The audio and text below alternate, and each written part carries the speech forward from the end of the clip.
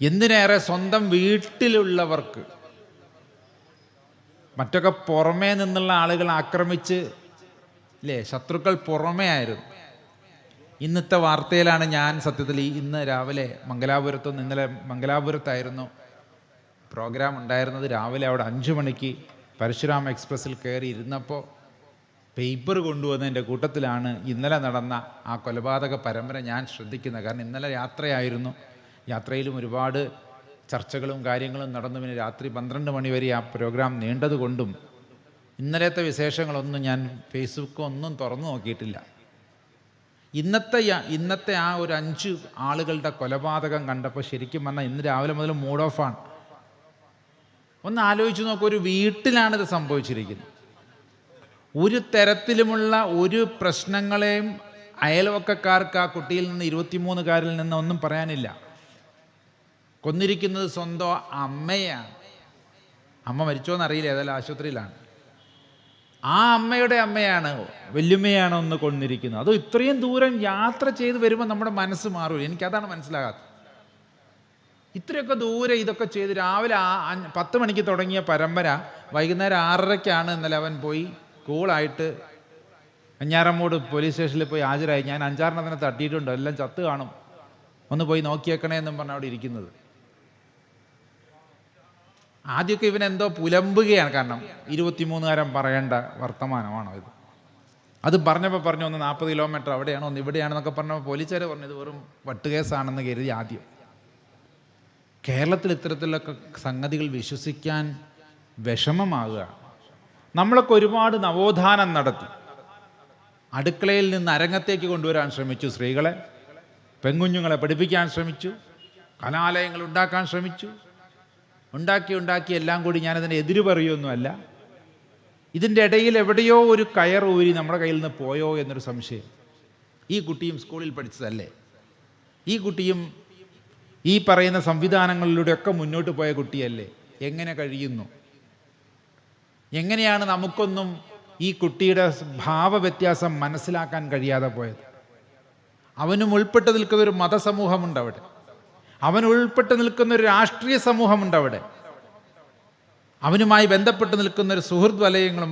പണ്ടൊക്കെ ഒരു അങ്ങാടിയിൽ എൻ്റെ അച്ഛൻ ഒരു തയ്യൽക്കാരനായതുകൊണ്ട് ഞാനൊക്കെ എപ്പോഴും ഇപ്പം അദ്ദേഹത്തെയൊക്കെ പറയും, പരിചയപ്പെടുത്തുമ്പോൾ ഞാൻ പറയും ഞങ്ങളെ നാട്ടിലെ ആദ്യത്തെ CCTV ആണ് ഇരിക്കുന്നതെന്ന് പറയും. കാരണം ഒരു ബസ് വന്ന് ഇറങ്ങി നിൽക്കുന്ന ഒരു ജൗളിക്കടയുടെ മുമ്പിൽ മെഷീനിലിരുന്ന് തയ്ക്കുന്ന എൻ്റെ അച്ഛൻ്റെ കണ്ണിലൂടെ പോകാത്ത ഒരു സംഗതിയില്ല. ഇത് നല്ലോണം തയ്ക്കും. അതോടൊപ്പം തന്നെ ആര് എവിടെ ഏത് ഡ്രസ്സ് ഇട്ടിട്ട് പോയി എന്നത് ഇവിടെ വന്ന് ചോദിക്കുന്നത് ഞാൻ കേട്ടിട്ടുണ്ട്. അല്ല എൻ്റെ ഭാര്യ എങ്ങാനും വന്നത് കണ്ടായിരുന്നോ? അപ്പം മുഖം ഉയർത്തി നോക്കി, ഒരു പച്ച ചുരിദാറിട്ടൊരു 10 മിനിറ്റ് മുമ്പേ അങ്ങ് പോയിട്ടേ ഉള്ളൂ. കാരണം അന്ന് മൊബൈലും കാര്യങ്ങളൊന്നുമില്ല. ആർക്ക് വേണ്ടിയിട്ടാണ് ഒരു CCTV ചെയ്യുന്നത് പോലെ ഒരു സാമൂഹ്യ ഉത്തരവാദിത്തമുള്ള ഒരുപാട് കടക്കാരന്നുണ്ടായിരുന്നു. ചായ കുടിക്കാൻ വന്നവരുടെ കണക്ക് അവർക്കുണ്ടായിരുന്നു. ഒരാളന്ന് ചായ കുടിക്കാൻ അന്ന് അബ്ദുക്ക വന്നില്ലെങ്കിൽ ചോദിച്ചു, ഇന്ന് രാവിലെ തൊട്ട് അബ്ദുക്കാനെ കണ്ടില്ലല്ലോ, ഒരു ചായ 10 മണിക്ക് കുടിക്കേണ്ടതാണല്ലോ, 10 മണിക്കില്ലെങ്കിലും വൈകുന്നേരം 4 മണിക്ക് വരേണ്ടതാണെങ്കിലോ. ഉടനെ അവിടെ അന്വേഷണം വരും. വല്ല കഞ്ഞി കുടിക്കാതെ കിടക്കുകയാണോ അല്ലെങ്കിൽ വല്ല പനി പിടിച്ച് കിടക്കുകയാണോ എന്നുള്ളത് അവിടെ ഉത്തരം അവിടെ കിട്ടും.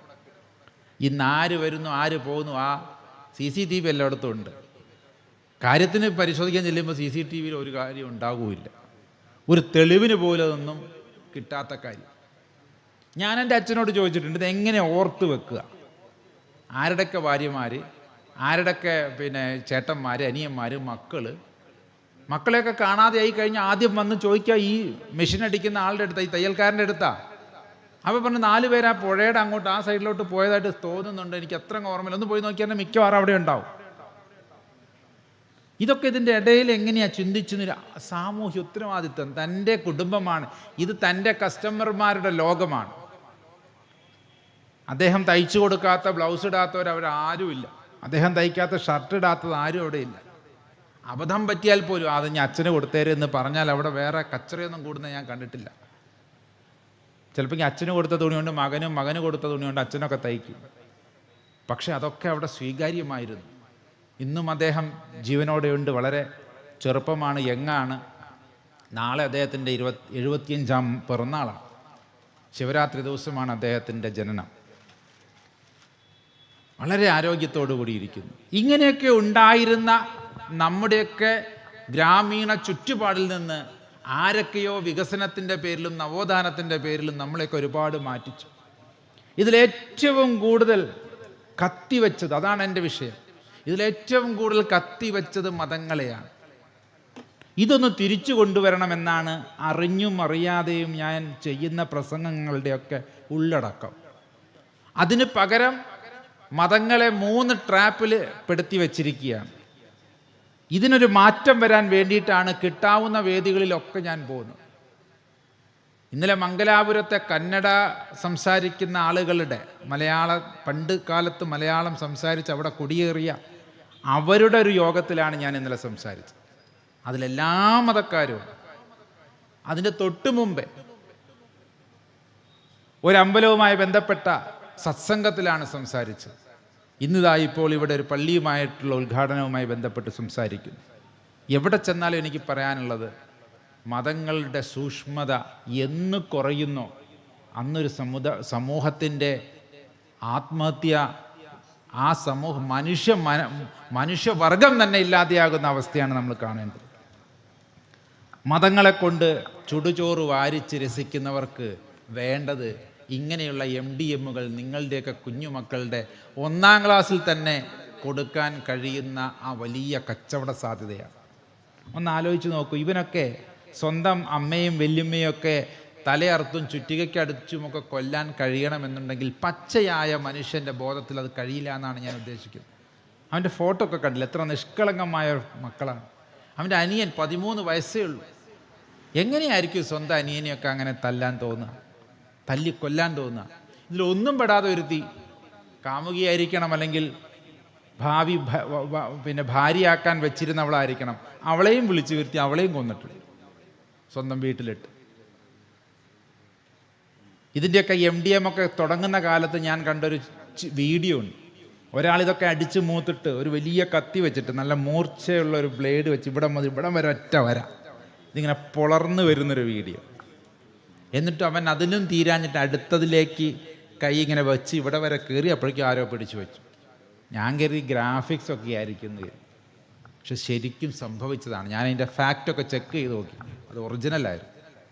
സ്വന്തം ശരീരത്തെ അങ്ങനെ പിളരാൻ മടിയില്ലെങ്കിൽ വേറൊരാളുടെ കഴുത്തറക്കാനും ചുറ്റിയേക്കടിക്കാനൊന്നും ഒരു പേടിയില്ല. ഇപ്പോൾ പേടിയല്ല. ഒന്ന് ആലോചിച്ച് നോക്കുക, നിങ്ങളുടെ മകൻ ഇങ്ങനെ ചെയ്യുമെന്ന് നിങ്ങൾ എപ്പോഴെങ്കിലും സ്വപ്നത്തിൽ പോലും വിചാരിക്കുമോ?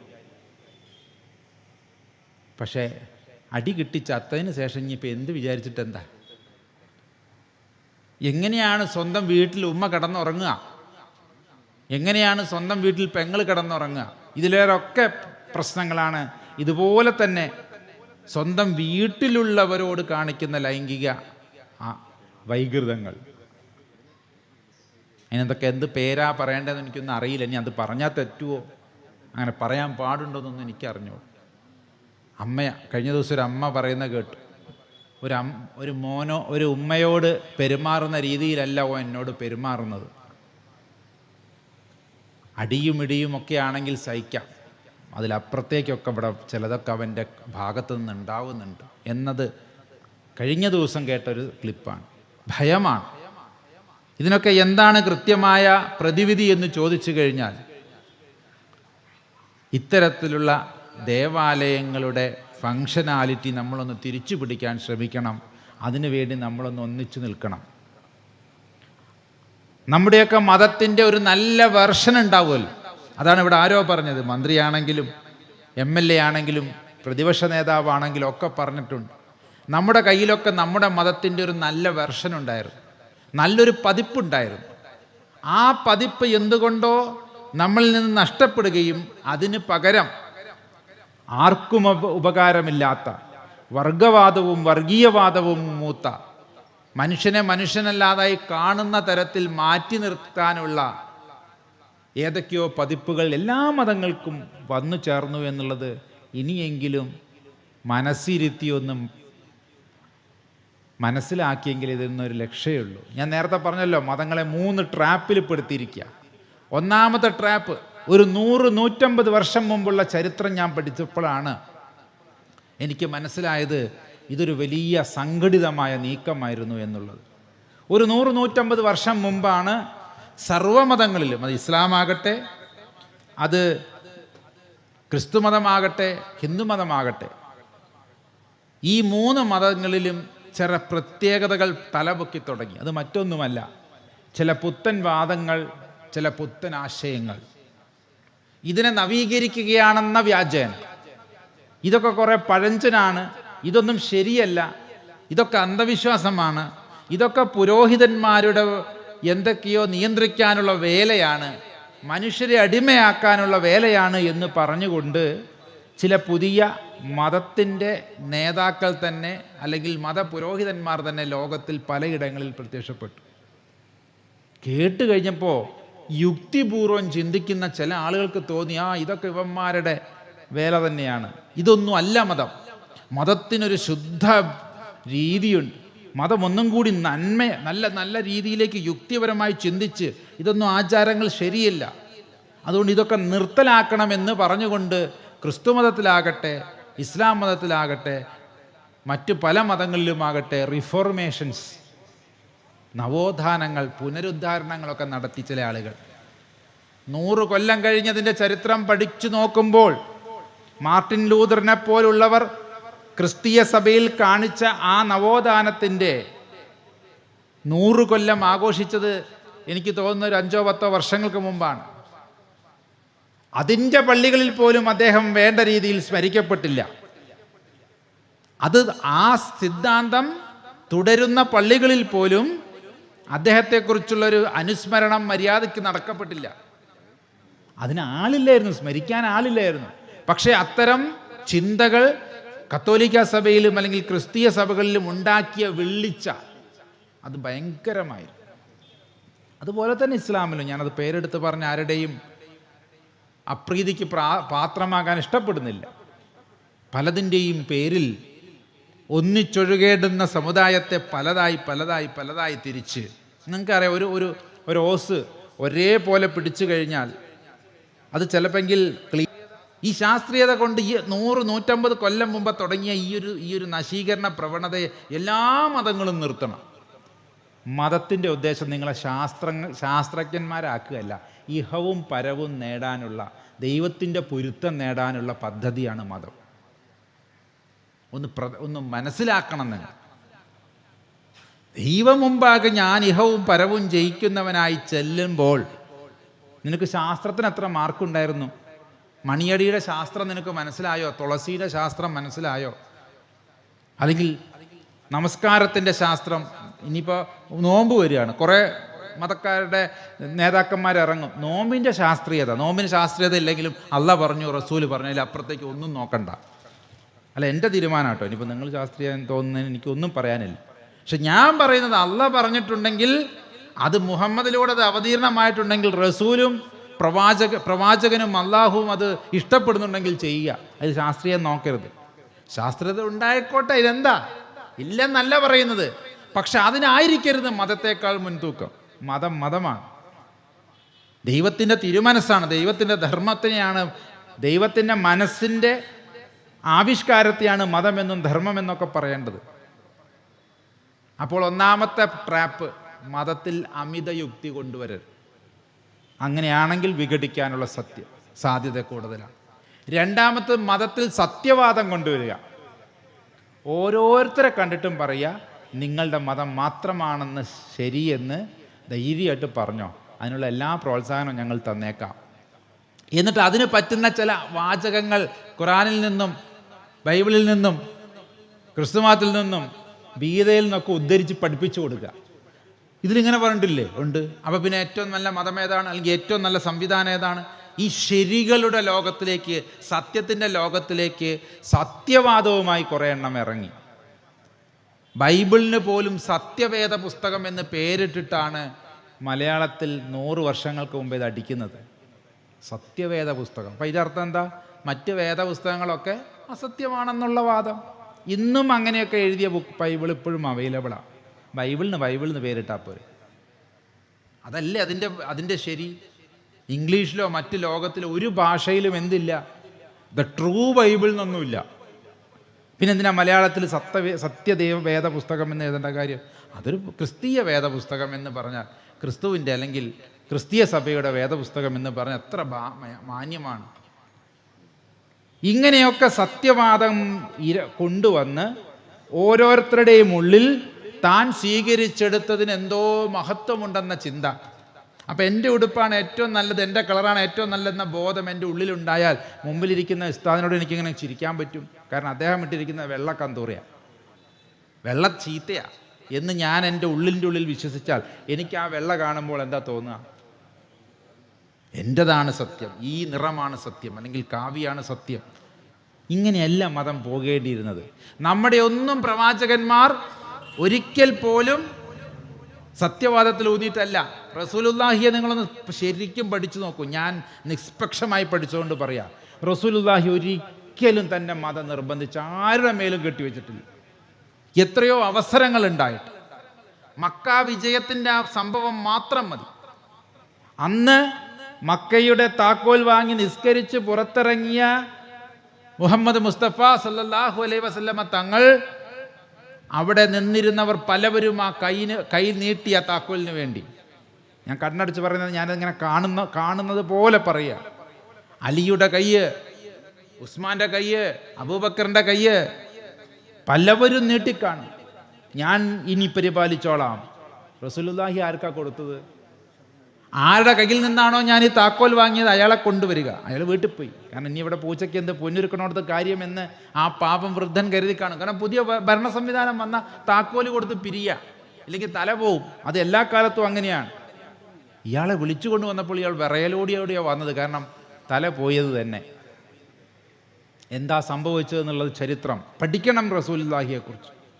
ഈ റസൂലുള്ളാഹിയുടെ ഈ ഉപയുക്തമായ വേർഷനാണ് ഇവിടെ തിരിച്ചു വരേണ്ടത്.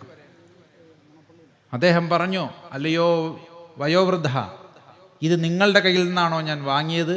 അതെ, ഇത് നിങ്ങളുടെ കയ്യിൽ തന്നെ ഇരിക്കട്ടെ.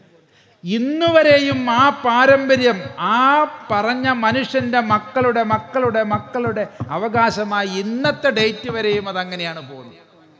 ആ മനുഷ്യൻ പിന്നെ എങ്ങനെ പറയാതിരിക്കും അശ്ഹദു അലാ ഇലാഹ ഇല്ലല്ലാഹ് അശ്ഹദു അന്ന മുഹമ്മദ് റസൂലുള്ളാഹ് എന്ന് പറയാതിരിക്കുമോ? ഞാൻ സാക്ഷ്യം വഹിക്കുന്നു, ഈ മുഹമ്മദ് പ്രാർത്ഥിക്കുന്ന, ഈ മുഹമ്മദ് മുന്നോട്ട് വെച്ച ദൈവമാണ് ആരാധനയ്ക്ക് അർഹൻ. എനിക്ക് ഇപ്പം സാക്ഷ്യം വഹിക്കാൻ പറ്റുന്നു എന്നാണ്. ഈ അശ്ഹദു അന്ന എന്ന് പറഞ്ഞാൽ എന്താ? ഞാൻ സാക്ഷ്യം വഹിക്കുന്നു എന്നാണ്, അല്ലേ? എന്നിട്ട് പറയാ, ഇത് ദൈവത്തിൽ നിന്ന് വന്നൊരു തിരുദൂതരാണ്, റസൂലാണെന്ന് ഞാൻ സാക്ഷ്യം വഹിക്കുന്നു. കാരണം എന്താ? എൻ്റെ തല ഇപ്പോഴും പറയാൻ ബാക്കിയുണ്ട്. ഞാൻ കൊടുത്ത താക്കോൽ എൻ്റെ കയ്യിൽ തിരിച്ചു വന്നിട്ടുണ്ട്. ഭരണം മാറട്ടെ, ആര് തിരിച്ചു വന്നാലും എൻ്റെ മാന്യത, ഞാൻ ചെയ്തുകൊണ്ടിരിക്കുന്ന എൻ്റെ ഡ്യൂട്ടിയോടുള്ള മാന്യത, ഇതാ ഈ മുഹമ്മദ് അത് പൂർത്തിയാക്കിയിരിക്കുന്നു. കാരണം അദ്ദേഹം ദൈവത്തിൽ നിന്നുള്ള വ്യക്തിയായതുകൊണ്ടാണ്. അദ്ദേഹത്തിൻ്റെ കയ്യിൽ ധർമ്മമുണ്ട്, ദീനുണ്ട്, മതമുണ്ട്. അങ്ങനെ പൂർണ്ണനായ ഒരു മനുഷ്യനെ അത് പറയാൻ സാധിക്കുകയുള്ളൂ. ഇല്ലെങ്കിൽ എനിക്ക് കൊടുക്കാൻ എൻ്റെ ആൺകുട്ടികൾ വേറെ ഉണ്ടോ, താൻ അവനെ കൊന്നു കളഞ്ഞേക്കുന്ന പറയേണ്ടത്. എന്താ, അലിക്ക് കൊടുത്താൽ അലി കൊണ്ടു നടക്കൂലേ? അബൂബക്കർ സിദ്ദീഖ് റളിയല്ലാഹു അൻഹുവിന് കൊടുത്താൽ പറ്റൂലേ? ഉസ്മാൻ റളിയല്ലാഹു അൻഹു മോശമാണോ? ഉമർ റളിയല്ലാഹു അൻഹു മോശമാണോ? അലി റളിയല്ലാഹു അൻഹു മോശമാണോ? എത്ര സഹാബികൾക്ക് അത് കൊടുത്താൽ എത്ര കേമമായി കഅബയെ അവർ പാലിക്കും. പക്ഷേ നീതിയും ധർമ്മവും അടിച്ചേൽപ്പിക്കാനല്ല റസൂലുള്ളാഹി പറഞ്ഞു. പിന്നെ എവിടുന്ന് കിട്ടി നമുക്ക് റസൂലിനില്ലാത്ത രീതിയിലുള്ള ഒരു വെർഷൻ? അവിടെയാണ് നമ്മൾ അറിയാതെ നമ്മുടെ സത്വബോധത്തിൻ്റെ ഈഗോ ഭാഗങ്ങളെ മേലേക്ക് കൊണ്ടുവരുന്ന തരത്തിലുള്ള കളകൾ ആരോ നമ്മളെ പറ്റിച്ചിരിക്കുകയാണ്. എത്ര പ്രാവശ്യം ആവർത്തിച്ചിട്ടുണ്ടാകും റസൂൽ പല ആവർത്തി, ല ഇക്രാഹ ഫിദ്ദീൻ, ദീനിൽ ഞാൻ ഒരു നിർബന്ധവും നിങ്ങളുടെ മുമ്പിൽ വെക്കുന്നില്ല. എനിക്ക് പറയാനുള്ളത് ഞാൻ പറഞ്ഞു, നിങ്ങൾക്ക് സ്വീകരിക്കണമെങ്കിൽ സ്വീകരിക്കാം, ഇല്ലെങ്കിൽ ലക്കും ദീനുക്കും വലിയ ദീൻ, നിനക്ക് നിന്റെ രീതി കൊണ്ടുപോവുക. എനിക്ക് എൻ്റേതാണ് പ്രധാനം, എനിക്ക് എൻ്റേതാണ് ഇഷ്ടം. അതിനുള്ള അവസരവും ഇവിടെ ഉണ്ടാവണമെന്നാണ് പ്രബോധനത്തിൻ്റെ സഹാബത്തിൻ്റെ ഒക്കെ കാര്യങ്ങൾ. യേശുക്രിസ്തു ഏതെങ്കിലും കൃത്യമായ നിർബന്ധ ബുദ്ധിയോടുകൂടി ഏതെങ്കിലും ക്രിസ്തു മതം സ്ഥാപിച്ചിട്ടാണോ ഇവിടുന്ന് പോയത്? ഒരിക്കലുമല്ല. അതുകൊണ്ട് നമ്മൾ മനസ്സിലാക്കണം, ഒന്ന് യുക്തിവാദം കൊണ്ടുവന്നു, രണ്ട് സത്യവാദം എല്ലാവർക്കും കൊടുത്തു. എന്നിട്ട് ഈ സത്യവാദികൾ തമ്മിലാണ് അടികൂടിയത്. എൻ്റെ സത്യവും നിൻ്റെ സത്യവും പല സത്യങ്ങളും കൂടി അടികൂടി സത്യമല്ല. നമുക്ക് വേണ്ടിയിരുന്നത് പഥ്യമായിരുന്നു. നമ്മൾ തല്ലുകൂടാതിരിക്കുന്നതായിരുന്നു പഥ്യം. അതുകൊണ്ട് ഞാനൊക്കെ എപ്പോഴും പറയും, ഞാൻ സത്യവാദിയൊന്നും അല്ല കേട്ടോ, എനിക്ക് ചിലർ പറയും സ്വാമിജി വലിയൊരു സത്യാന്വേഷകനാണ്. ഞാൻ പറഞ്ഞു ആ പരിപാടി ഞാൻ എന്നോ നിർത്തിയ പരിപാടിയാണ്. സത്യം അന്വേഷിച്ച് കണ്ടെത്തിയത് കൊണ്ട് ആ സത്യം കൊണ്ട് എനിക്കൊരു ഉപകാരവുമില്ലെങ്കിൽ ആ സത്യം കൊണ്ട് എനിക്ക് എന്താ ഗുണം? എനിക്ക് ഉപകാരപ്രദമായ വെർഷനാണ് എനിക്ക് വേണ്ടത്. ആ മോഡലിൽ നിൽക്കുന്നതുകൊണ്ടാണ് എനിക്ക് ഏത് വേദിയിലും റസൂലുള്ളാഹിയെക്കുറിച്ച് ആത്മാർത്ഥമായി ചങ്ക് പൊട്ടി പറയാൻ കഴിയുന്നത്. ഏത് വേദിയിലും യേശുവിൻ്റെ നന്മകളെ പ്രകീർത്തിക്കാൻ കഴിയുന്നത്. ശ്രീകൃഷ്ണ ഭഗവാനെക്കുറിച്ചും രാമനെക്കുറിച്ചും ഒക്കെയുള്ള കൃത്യമായ വെർഷൻ പറയാൻ കഴിയുന്നത്. ഇവിടുത്തെ ഓരോ ഋഷിമാരെക്കുറിച്ചും അഭിമാനിക്കാൻ കഴിയുന്നത് ഈ പഥ്യവാദമുള്ളത് കൊണ്ടാണ്.